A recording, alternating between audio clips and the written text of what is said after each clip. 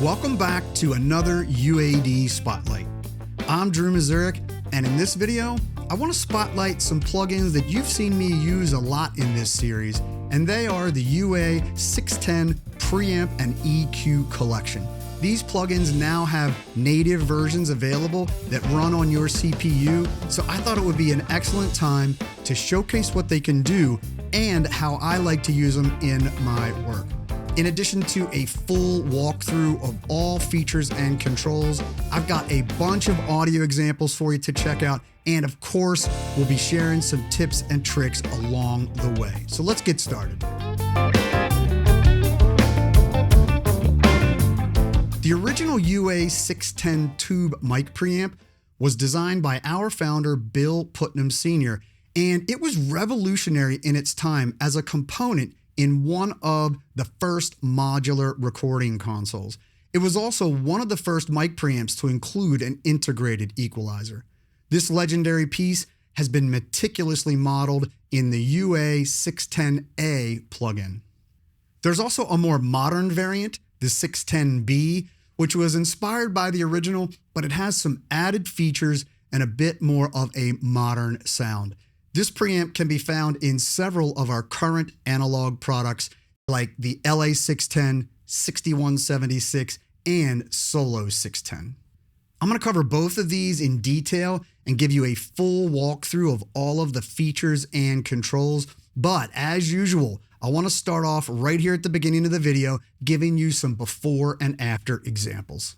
Now, contrary to what you may have heard or read, the difference between mic preamps is actually really subtle. I've done many mic preamp shootouts in my work as an engineer in studios around the world and with my students over the years, so I have a lot of firsthand knowledge here. Now, subtle doesn't mean that it's not important, since there is a cumulative effect that we're going to get to hear in this video. But let's start off with a few simple single channel examples. And as usual, make sure you're listening on good studio monitors or headphones and not your phone.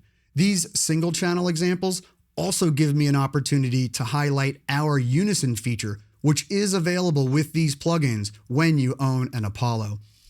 Unison is a marriage between the physical preamp in your Apollo and Unison-enabled plugins. And for mics and instrument sources, this includes impedance matching, the coloration of the modeled hardware, and its gain staging for the most accurate emulation possible. I'll put a link in the description for more information on Unison, but let's get on to those examples. Okay, so I have switched over from the SD1 to a UA 187. I've turned off all of my voiceover processing. You're just hearing the raw output of this microphone plugged directly into my Apollo.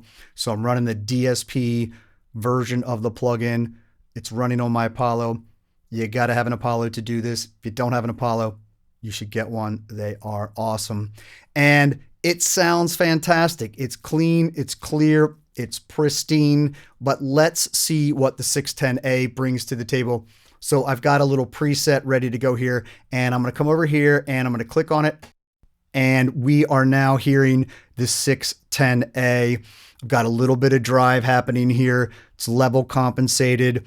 And my voice just got more forward, more present, thicker in the mid-range, in the low mids, and just a cool vibe and mojo to it. Let me go back to the original Apollo preamp.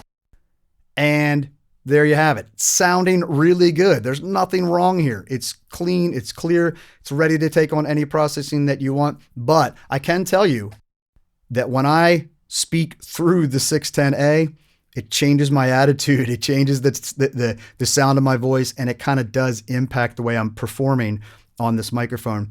And that is really cool. Now, let's add in some EQ. So I'm going to add some lows. Let's go ahead and add some top end. So now we have the vibe, the mojo, the saturation, but also I'm now bigger than life. The bottom end has been exaggerated. The silky tops have been added, and it's sounding really good. Let's go ahead, switch back to the Apollo, Nothing wrong here. Still sounds great. Clean, linear, and pristine, but it just doesn't have the vibe and mojo of the 610A. Let's check out the 610B.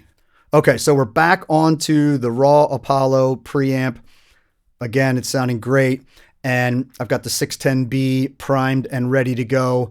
And let's go ahead and click that on. And again, right away, you notice some saturation and some thickness.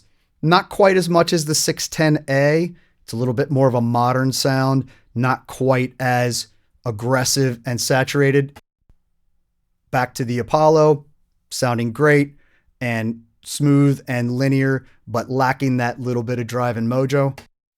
610B, I'm loving the way it sounds. Let's incorporate some EQ. So I'm going to, let's go ahead and add 3 dB of lows and 3 dB of top end. So here we have the modern vibe and mojo with some enhanced EQ, and back to the Apollo, still sounding great, but not having quite as much mojo as my 610B. Pretty cool. So let's check out a quick bass example next.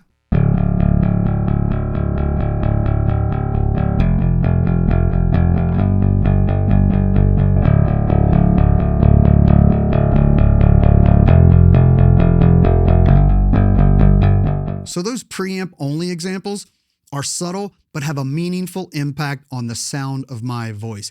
And when I kicked in those EQs, it got me sounding really good fast.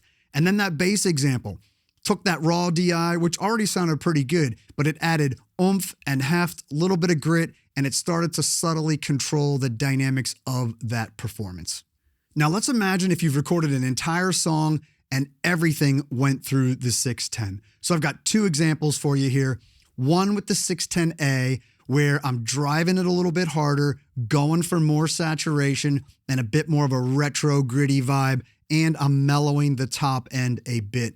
And then I thought, let's go the other way with the 610B. It's a bit more of a modern sound, a little bit less about the drive and saturation, and we're gonna use the EQ in a slightly different way. So I'm gonna play you the raw mix, and then I'll toggle back and forth 610A, 610B, raw mix. Let's check those out.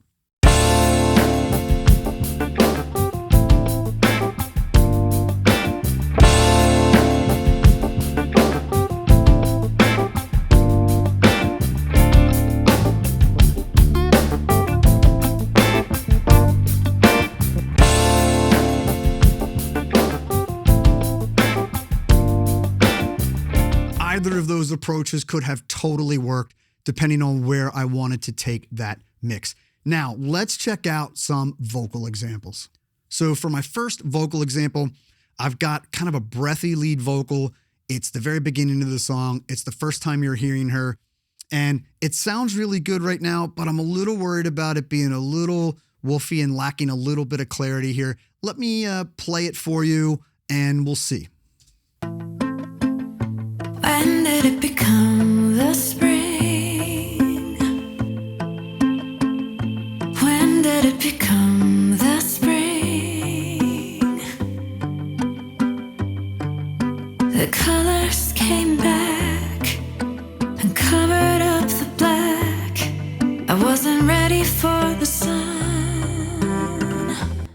For me, I'm on the fence. It feels like some of those more delicate moments, it gets a little woofy and I'm lacking a little bit of clarity. Let me play it again, and then a couple lines in, I'm gonna turn on the 610A. Here I've got I'm pulling out some low end, I'm adding a little bit of top end, maybe a little bit of saturation. When did it become the spring? When did it become the spring? The colors came back and covered up the black. I wasn't ready for the sun. So for me, I feel like it really added some intimacy. Let me do the first 2 lines without and with so you can really tell. When did it become the spring? When did it become the spring? And now with. When did it become the spring? When did it become the spring? Maybe a little over the top, but I just wanted to show you how you can take an already good sounding vocal and add that little subtle polish using 610A and its super smooth EQs. All right, on to the next one. So for my second vocal example, I've moved on to the chorus, and I've got a vocal again. She's kind of being delicate, and I'm having trouble getting to sit on top of the chorus. Let me play this for you.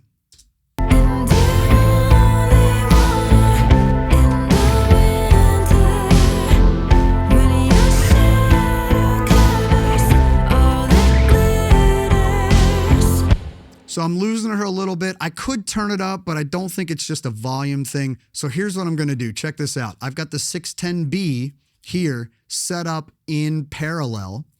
And as you can see, I'm driving it pretty hard. In fact, let me play you what this sounds like on its own. And you only want her in the winter. So pretty overdriven and brightened up, but that tucked in parallel is going to give me the clarity that I want. Now, I do need to take the lead vocal and turn it down at least a few dB when I put this in. So let me, through the magic of editing, I'm going to replay it with it off and then cut to this version halfway through.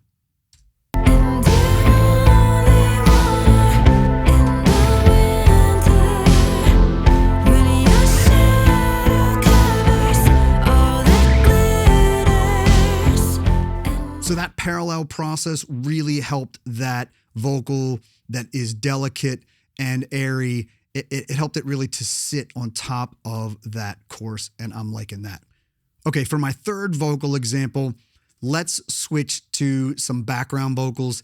This is 6 tracks of background vocals, and they were just tracked on a really dark mic, and they don't sound great. Let me show you what they're sounding like now before processing.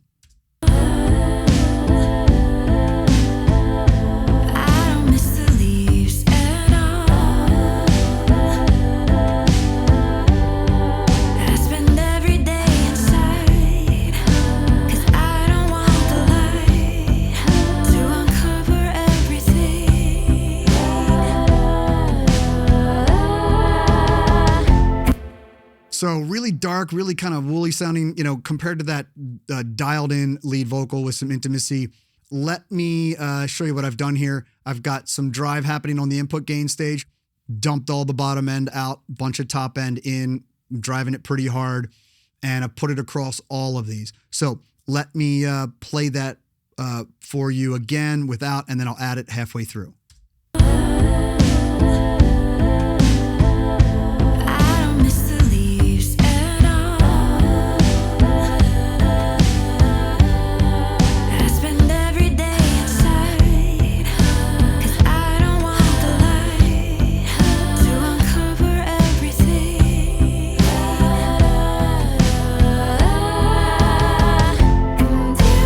So those background vocals went from being dark and woolly and having no presence to, really being sort of airy and angelic and floating in the mix exactly like I wanted.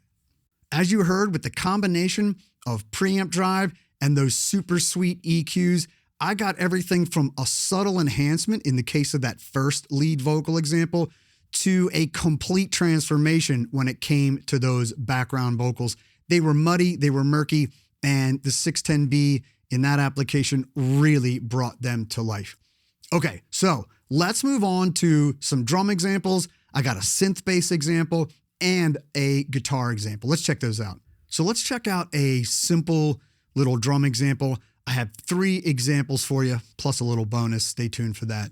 And let me start off by playing you what I have. It's a simple little mellow drum groove. Check it out.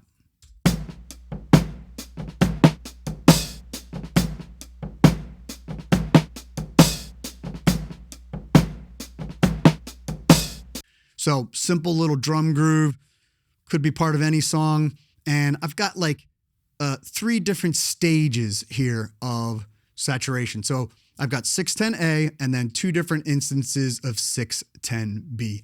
Let me start off by playing you the raw signal again, and then we'll toggle to each one.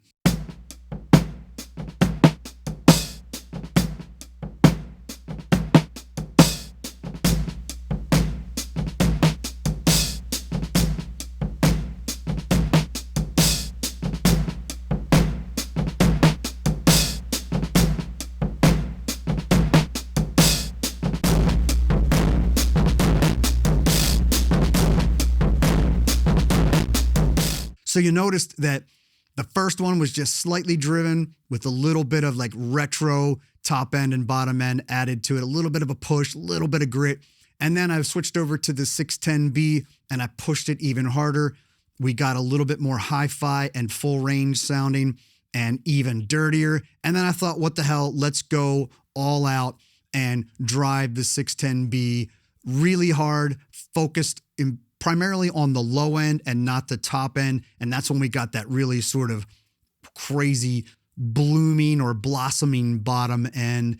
And any of these could be cool in the right context. And I just wanted to show you the different flavors of saturation that we can get on drum tracks here. So you thought I was going to forget the bonus. I know this is a 610 video, but I just thought this was really cool. Check out what the Neve 1073 can do when it's fully driven with that same drum loop.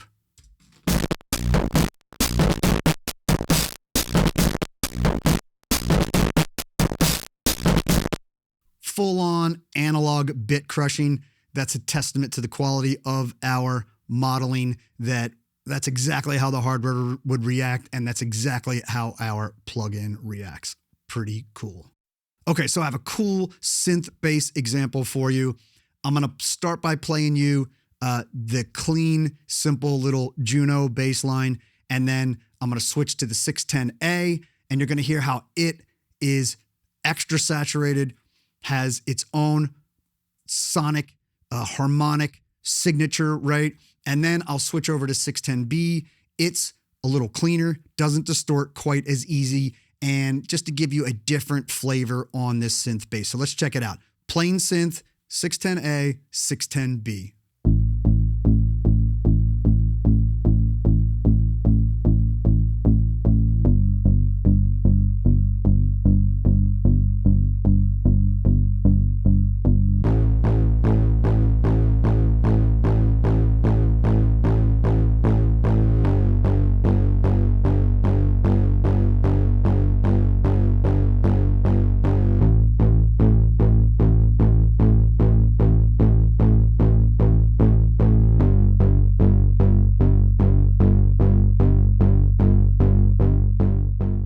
So again, the idea is to just show you the different flavors of saturation, different signature harmonics that each of these plugins have. You're going to find lots of uses for them. On to the guitar example. I've got a guitar that's doing this simple chugging part. It's got a lot of pick attack and not a lot of body, and I need to fix that. So check out the before right now.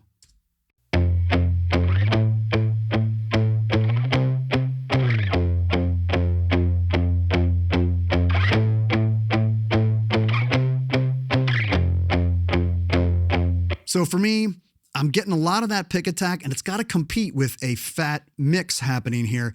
And I'm getting a lot of pick attack, but not a lot of body. So check this out. I'm going to reduce the top end by putting the high frequency shelf in the -6, and I'm going to blossom the bottom end by taking the low shelf and put it at +6. And because these EQs are of a feedback design, that's going to influence the saturation. So check out the after.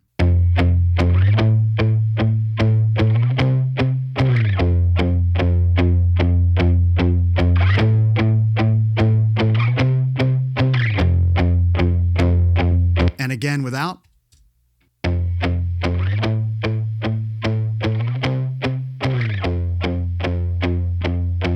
So without that saturation, without that EQ, that guitar's not really going to sit well in the mix. And for me, those subtle changes are pretty cool. So lots of cool options there. Everything from a slightly pushed vibe to fully overdriven and saturated.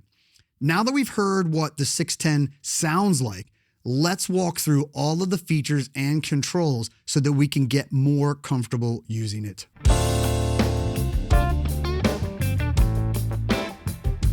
So let's bring up the plugins side by side and walk through it section by section. There is a lot of similarities here, but there's also some unique differences, and I want to point them out along the way. So if we start at the top here, we have the all-important input gain stage setting, and it's a similar feature with a different form factor on each of the two plugins. On the left here, we have the 610A, which has a 3-position toggle switch, low, off, and high. Low is actually the modeled hardware behavior. Off is another way of bypassing the plugin, and high adds 8 dB of gain. Interestingly, on the old consoles, this 3-position toggle switch was actually your channel assignment, left, mono, and right. Now, on the 610B over here on the right, we have a 5-position switch. I can go down to -10 or up to +10. This is likely the first thing you're going to want to adjust because it radically impacts how much signal is pushed into the plugin and therefore how much saturation and how much coloration you're going to get. So moving down, we come to the EQ section. 610A and 610B both have low shelving filters and high shelving filters, but there's some key differences. Let's start with the 610A over here on the left. It has a 100 hertz low frequency shelving filter, and we can do -6 or +6 here. And then it also has a 10K high frequency shelving filter. And here our options are -6, +3, and +6. Over on the right-hand side with the 610B, still a low shelf and a high shelf, but we have 3 frequency options per band, and we can go fully -9 to +9 for both of these filters. And in both cases, 610A and 610B, these EQs are of a feedback design, which means EQ changes influence the tonality of the saturation. It's not just static EQ applied after the saturation stage. They are integrated and there are interdependencies, and that is super cool. Below the EQ, we have our input selector, pad, and polarity.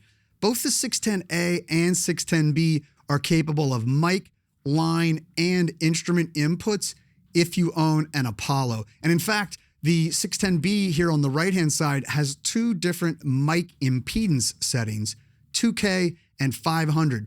This determines the load that is presented to the mic and has a subtle impact on the tonality of the mic. Be sure to try that out, see what you think. And in the case of the pads, 610A, -20, 610B, -15. These pads only work on the mic inputs, and they are in front of the all-important input gain stage. If you're just using these plugins in mix mode in your DAW, they're going to default to line input, but you can switch them over to mic if you want to go for some cool, crazy saturated sounds. That is fun. Be sure to try that. Next up is polarity. Up position is inverted, down is normal. This is important when you're miking, let's say, a snare top, snare bottom, and you have opposing diaphragms, or maybe you are miking an open back guitar cabinet. You got one in the front, one in the rear, and you need to invert the polarity or flip the phase, whichever phrase you want to use. This is also something you should be checking on any kind of multi-mic'd setup. You never know when a cable is backwards or a phase relationship needs to be adjusted. So that's a good tip for you as well. These do work on the line inputs, so you can use them during mixing. Next up is the big knob, and this is the level adjustment for the final tube output gain stage. It has a huge impact on the amount of saturation and the amount of coloration. We've got about 60 dB of gain here, so it is it's a powerful control. And I got a pro tip for you here. If you're messing around with the knob, and you ever want to get it back to its default state, you can simply click on the word level and it'll get you back to that default setting, and that is super helpful. And the final gain stage control is our output knob. This is a clean digital control. It's not part of the model. And what's cool about it is it allows us to compensate for all of the signal we might have driven using the two previous gain staging. So if you're driving a lot of signal here with the output control and you need to bring this down to compensate, that's what its job is. We have a couple of pro tips for you here. You can click on the 0 and it will go back to the 0. It'll snap to the 0. We also have an off control where if we click on the word off, it's going to bypass the plugin and shut it off. So a couple of little pro tips for you there. So there you have it, a full walkthrough of all of the features and controls, a bunch of audio examples to inspire you and give you ideas to try on your next mix, and a few pro tips mixed in along the way. I hope this video has illustrated just how powerful these seemingly simple plugins can be. Whether you're recording with them using Unison and your Apollo, or you're mixing with them in your DAW and you've got them across all of the tracks for that console vibe, I think they'll find a place in all of your productions in the future. Be sure to let me know in the comments which audio example was your favorite, and of course, be sure to like and subscribe and hit that bell button so that you're notified of all new UA content. And I'll see you in the next Spotlight.